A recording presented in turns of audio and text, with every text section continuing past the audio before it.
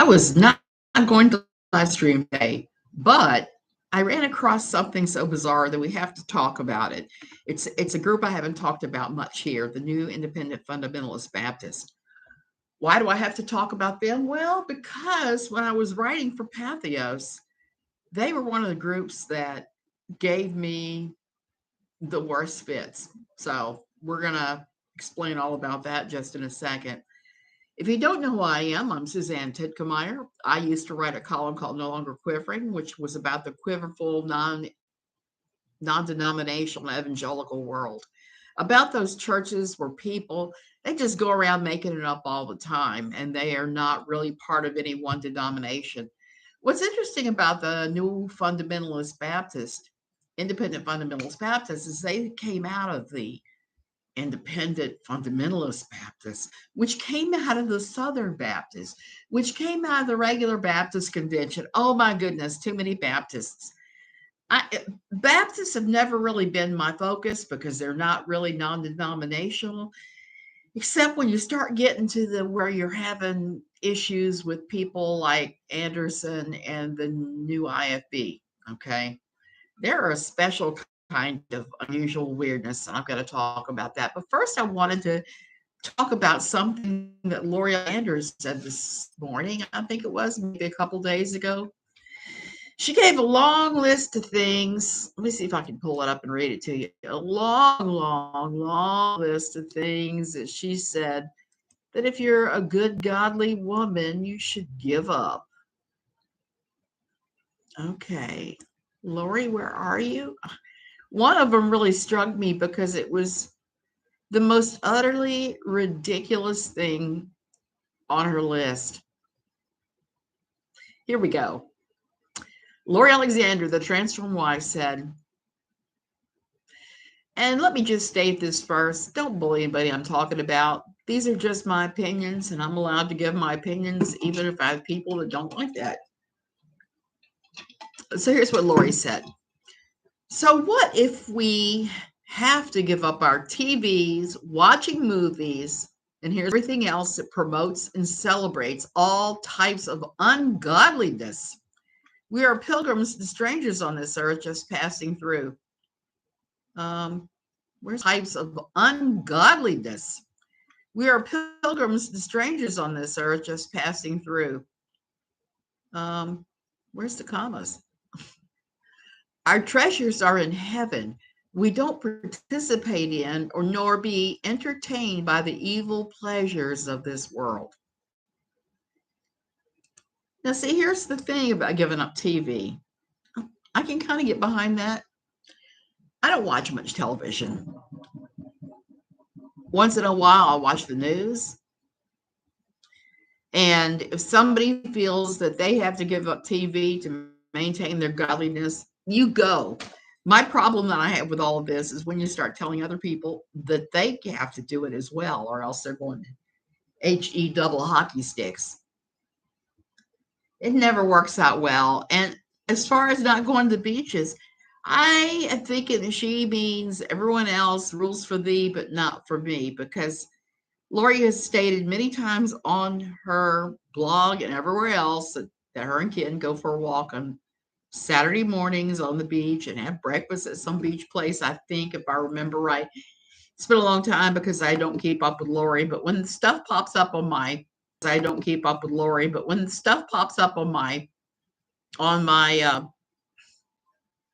Twitter, I'm going to comment on it.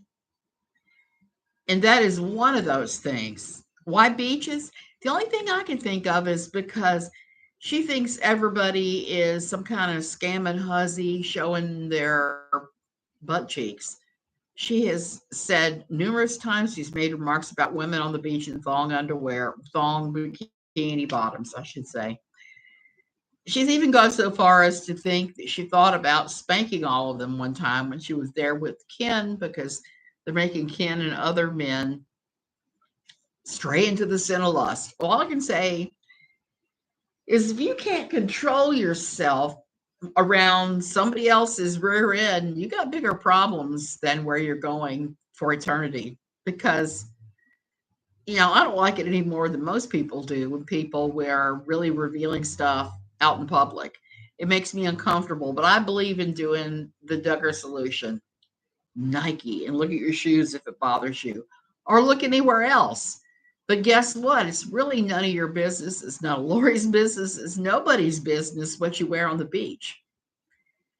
And I've seen one heck of a lot of skimpy things worn on the beach here as the pretense of beach wear.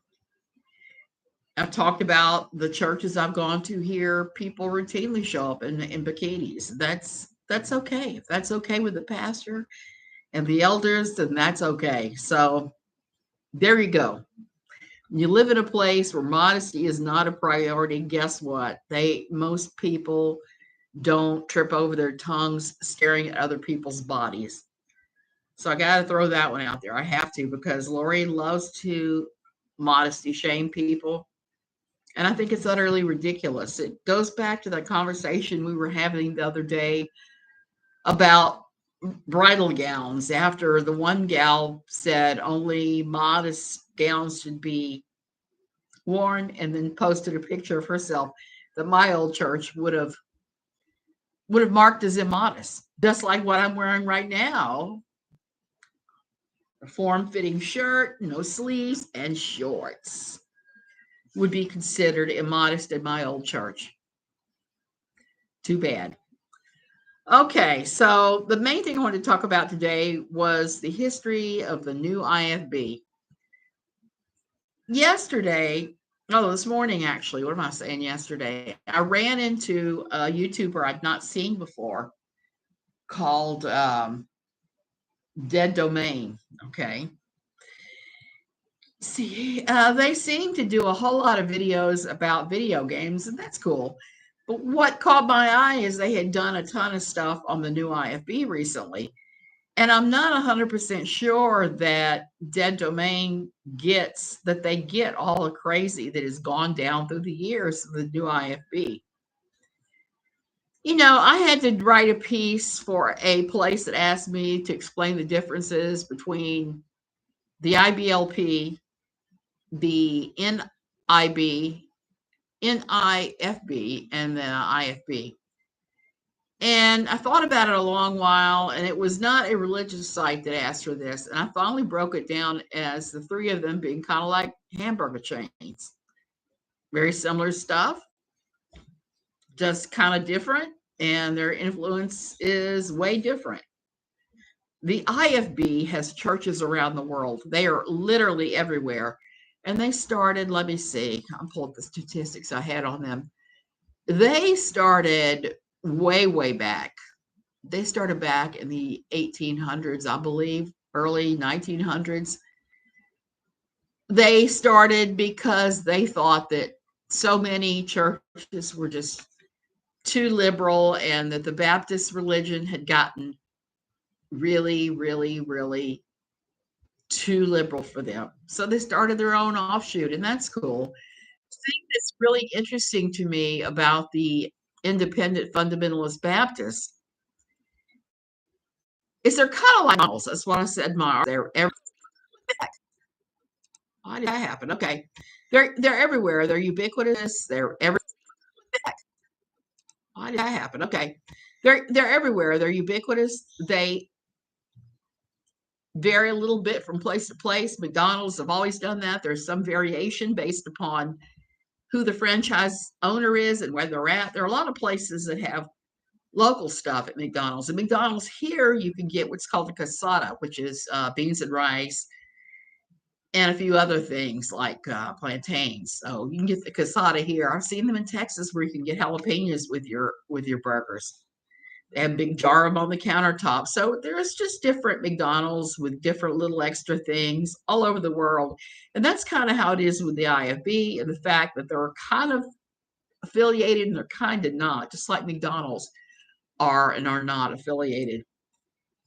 Individual franchisees. So that's one thing they have in common. And there's small differences in the quibbling minor issues, but for the most part they're in lockstep in basic mission and beliefs, even while maintaining their small independence between the individual churches. They are King James Version Bible only, and they are only loosely affiliated with other IFB churches. That's where the independence comes from, unlike Southern Baptists or any other more mainstream Baptist denomination. They started up in the late 1800s because they believed the regular Baptists were getting too slipshod liberal with the religion, and that modernism was creeping into their theology. That's where the fundamentalist part starts. It's a strict adherence to old conservative thoughts, theology, and practice. And some of the more famous IFB institutions are like Pensacola Christian College and Hiles Anderson College. Pastor Jack Hiles used to hold a tremendous power over much of the IFB, and then he got into some trouble. His son-in-law, Jack Shope, took over.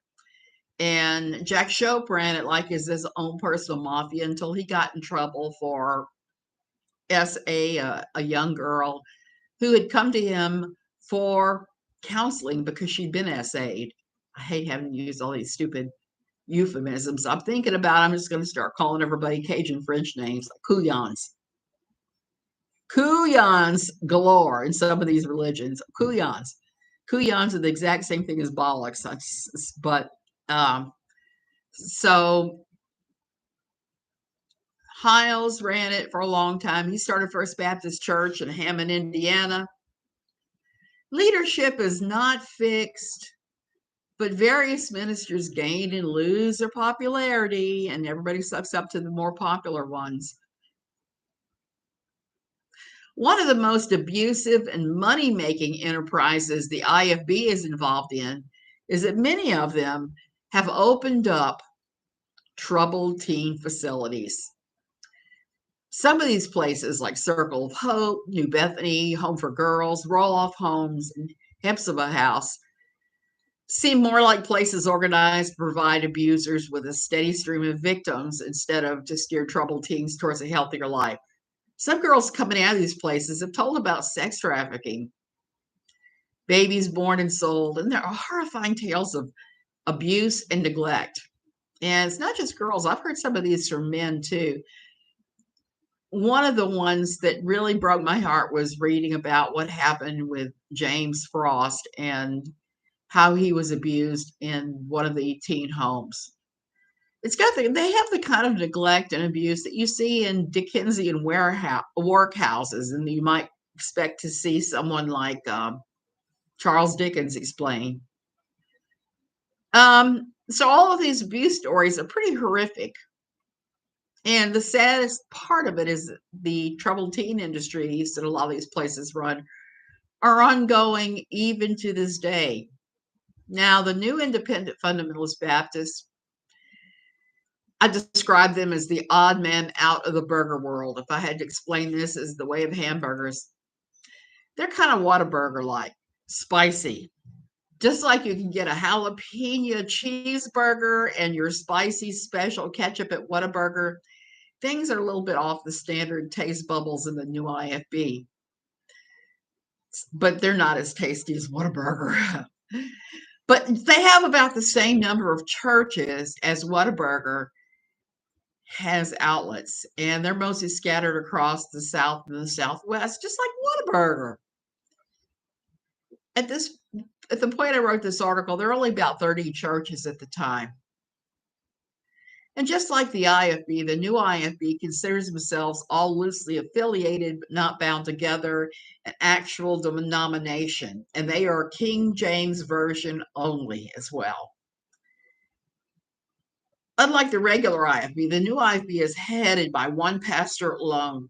And he functions like it's a sort of a cross between the Pope and a mobster.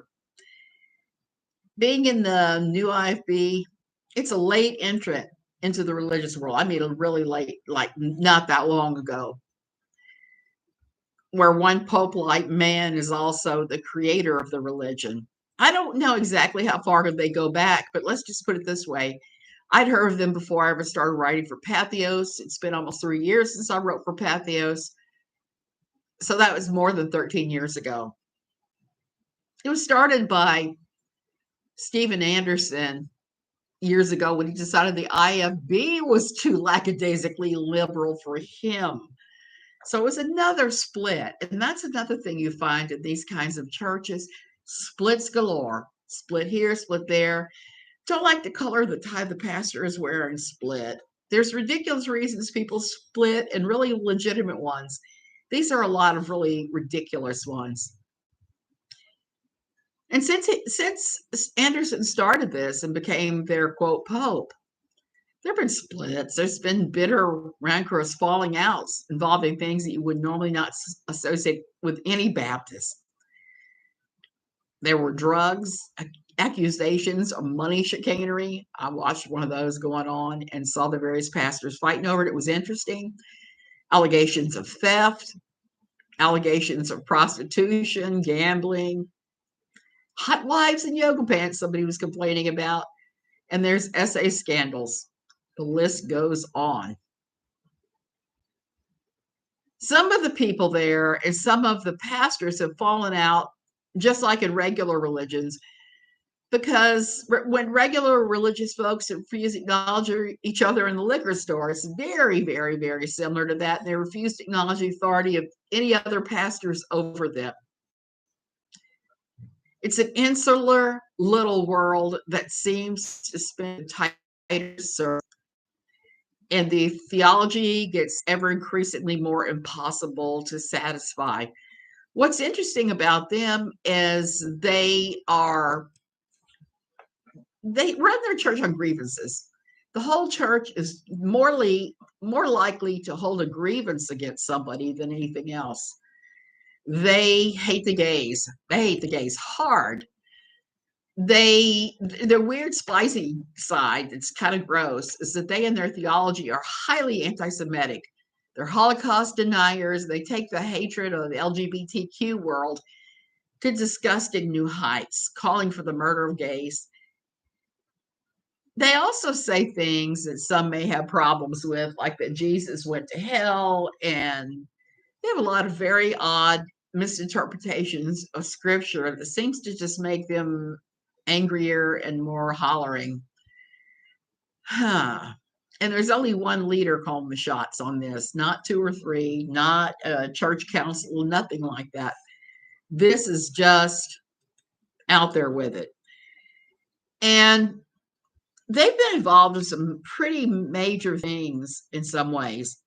Last year, one of their critics, he had a YouTube channel called The Reason Files #2, Reason Files 2. His name was Todd Ferguson. He hated the new IFB with a passion. And he did many videos about them and some of the things that they did and said. And he turned up dead. Now, I'm not saying that for sure that they killed him, but all I can say is they behaved most suspiciously when Todd turned up dead. What do I mean by that? Well, he disappeared, okay? He disappeared outside of his home late at night. He didn't turn up for 3 days, 3 or 4 days. And when he did turn up, he had a hole on the top of his head, like somebody had bashed him in the head with something. And the IFB, the new IFB, the guys of that were on YouTube posting about it before his body had ever been found, posting about how he was burning in hell and stuff. So they started acting like they knew he was dead before the body had ever been found, which I found very suspicious. And so did others. So here you got these guys saying all this stuff. They may be involved in the death, but they skated, and the police didn't take it very seriously in the Ohio town that Todd Ferguson lived in. They didn't want to investigate it. I talked to them. I know that Robert Tuttle, who's the other outspoken critic of the new IFB, he runs the Reason Files, the first Reason Files. Others spoke to the detective investigating this, and they ruled it a natural death, said that he had a heart attack and fell down and bonked his head. That was where the hole came from. I don't think so. Anytime you have a large group of people who are rejoicing over the death of somebody, which is is totally on brand for these guys. But they were doing this days before his body was found, which is, like I said, very suspicious. And I think they're somehow involved. My gut tells me that. I can't prove it, unfortunately. So that's my opinion on it. And I don't know what to say other than I think the police in Columbus, I think it was Columbus, Ohio, they dropped the ball on this. They dropped the ball hard. And that is hardly the only thing that has gone weird and wrong with the new IFB. One of the things that Anderson did was he started calling, and this is back when I still lived in the States, he started calling for the death of all LGBTQ people. He started calling for the death of them in the US, calling for the government to kill them. Yeah. So that they could rid the land of the reprobates. I hate that word. They use it frequently like they think they know what it means, but no. So I found this really interesting. Now they're giving Dead Domain a hard time. And while Dead Domain, they are mostly a video game YouTuber, they do occasionally delve into these crazier religious things. And one of the pastors of one of the churches involved is in his comments saying all kinds of things. Dead Domain, why did I say him? I'm still trying to struggle with this myself. I'm trying to struggle with remembering to use the correct pronouns for people. So that was not a slam. That was just this old lady having a mental brain fart. So what's interesting to me about Dead Domain is that they are transgendered. And I've seen some very lovely photos of them with makeup on and done. And it's just, and I don't have a problem with that. I think that's if that's your thing, go for it. I'm not going to throw shade at anybody being their truest self, as you well know. The IFB had a season where one of their other pastors was found to be cavorting with ladies of the night and using drugs. They threw him out. Then there was a pastor in Jacksonville, Florida. First name was Adam. I don't remember what the last name was. He fell out with them and he made allegations that money had disappeared and that there was all these machinations and bad politics going on behind the scenes, which would not surprise me at all.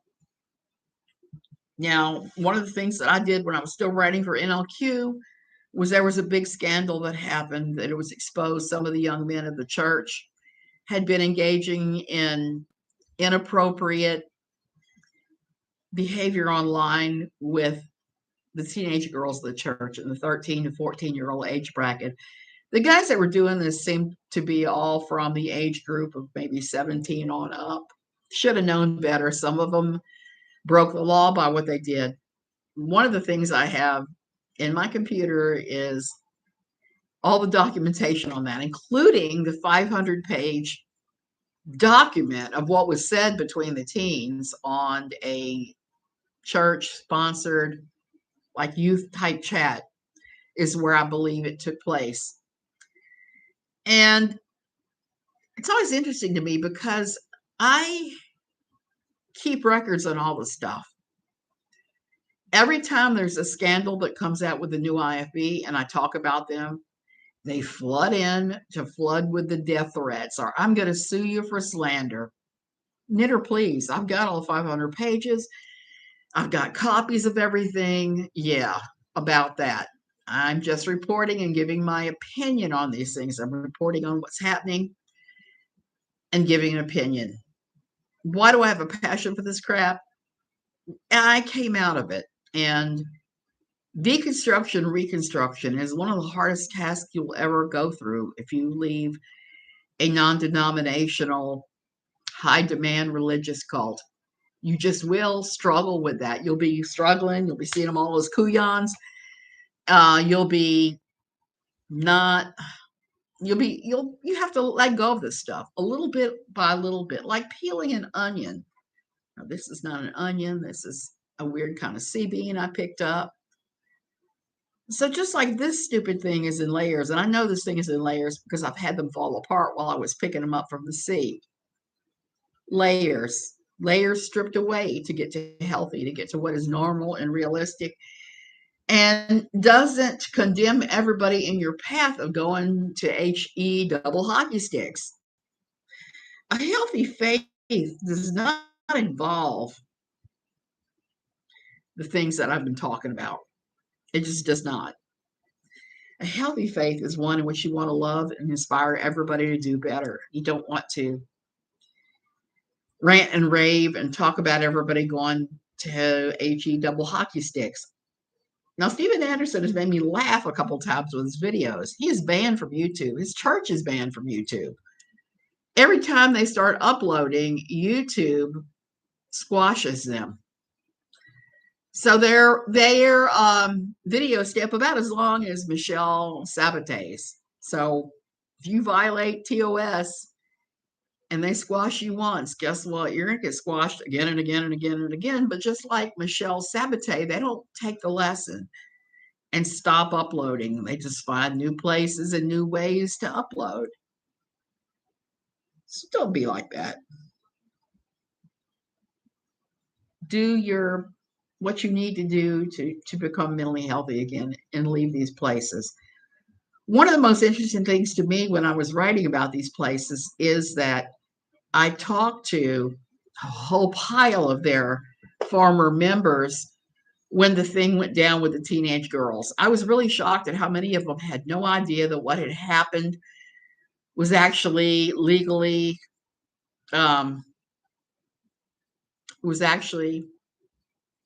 a crime, that what was being alleged was a crime. Some of the people I talked to were ready to talk to the police. There were a number that were frightened of doing so. So I don't know what the final outcome was on that. Like I said, shortly thereafter, I stopped writing for Pathos. 10 years was plenty of time, and I was ready to lay down the gauntlet and just not write for a while about religion in any way, shape, or form. Starting to come back and do those things again, though. And when I see someone like Dead Domain, like I said, I got a kick out of his videos. I went and watched a lot of them. When I see him start tangling with these people, I want to say, honey, you don't have any idea what you're dealing with. You probably don't have any idea that one of their critics was permanently silenced, and that they love to throw death threats. If they're not threatening to sue you, they're threatening to have God strike you with a holy lightning bolt and fry your kuyans. And